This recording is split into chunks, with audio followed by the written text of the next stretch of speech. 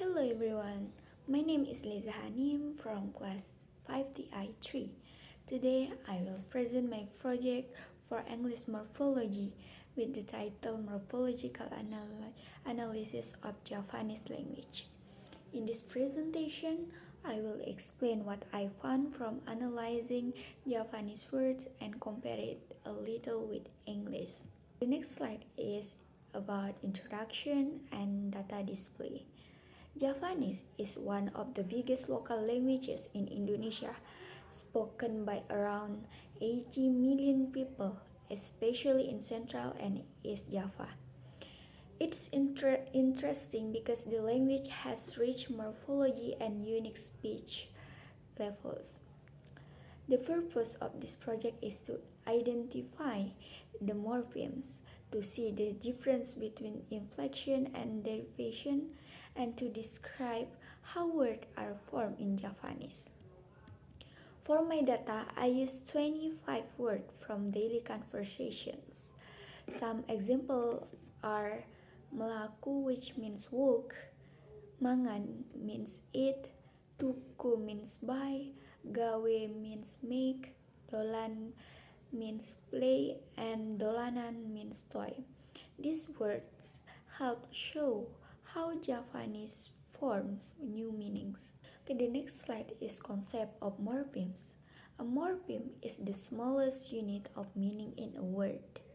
In Javanese, there are two types. The first type is free morphemes that can stand alone, like gawe means make and dolan means play. And the second type is bound morphemes that must attach to another word, like an, a, and mu. For example, gawe means make and gawean means work or product. The suffix an changes the meaning. Okay, the next slide is morpheme analysis. Okay, let's look at some examples. The first is dolan means play. To dolanan means toy using suffix an. Gawe means make. To digawe means made using prefix g for passive form. Klambi means shirt. Klambimu means your shirt using mu for possession. This example shows how morphemes change meaning and function in Javanese words. Okay, the next slide is inflection versus derivation. In morphology, inflection changes the grammatical form of word, while derivation creates a new word. For example, in inflection, gawe means make, to be digawe means made, ombe means drink, and ombeni means the drink. Derivation examples like dolan means play, dolanan means toy, gawe means make, to gawean means work or product. So, inflection changes grammar, but derivation creates new vocabulary. The next slide is morphological processes. There are several word formation processes in Javanese. First is affixation, adding prefixes or suffixes like gawe to digawe or gawe to gawean. And reduplication is repeating a base word like wong, wongan, or ana-ana. The next is compounding, is combining two words such as buku tulis meaning notebook. And the last is borrowing. Borrowing is adapting words like sekolah means school and meja means table. This shows that Javanese is flexible in forming new words. The next slide is comparison with English.